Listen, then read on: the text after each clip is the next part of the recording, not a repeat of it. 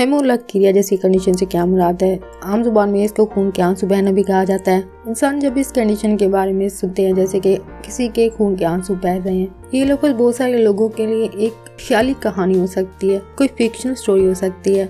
But खून मिले हुए आंसू जो होते हैं वो एक्चुअल में एक मेडिकल कंडीशन है। ये कंडीशन जब इंसानों में पैदा होती है और इस कंडीशन का नाम हेमोलैक्सीरिया है। खून के आंसू बहना जैसी कंडीशन एक रेयर कंडीशन है, शाज़ो नादिर ऐसी कंडीशन होती है, एक रेयर कंडीशन है। लेकिन जिन अपराध में ये कंडीशन होती है उन अपराध में इस कंडीशन के जो सिम्टम जो अलामत जाहिर होती है वो खून के आंसू जो है वो पैदा होते हैं और ये आंसू मुकम्मल तौर पर खून से भरे होते हैं, क्योंकि आम इंसान के आंसू जो होते हैं वो पानी के होते हैं। लेकिन जो अपराध इस कंडीशन का शिकार होंगे उनके आंसू में खून होगा, जो कि मुकम्मल तौर पर खून होगा या फिर थोड़ा सा आंसू के अंदर खून शामिल होगा। हेमोलैक्सीरिया एक अपने आप में एक कंडीशन है या फिर समटाइम हेमोलैक्सीरिया जो है किसी और बीमारी की अलामत के तौर पर जाहिर होता है, जो कि ज्यादातर केसेस में हेमोलैक्सीरिया जैसी कंडीशन जब किसी और बीमारी के पैदा होने की अलामत के तौर पर जाहिर होता है।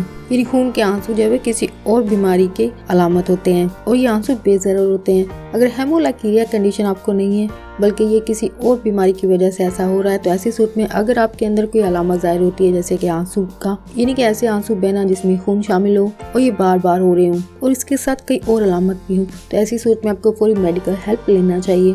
हेमोलैक्सीरिया जैसी कंडीशन जो है शॉकिंग है, बहुत सारे लोगों के लिए एक दचका लगने जैसी कंडीशन होती है, इंसान सदमे में जा सकता है। लेकिन ये हेमोलैक्सीरिया जैसी कंडीशन जो है वो खुद ब खुद ठीक हो सकती है या फिर कोई और बीमारी जो इंसान को हो चुकी है उसकी अलामत के तौर पर जाहिर होती है।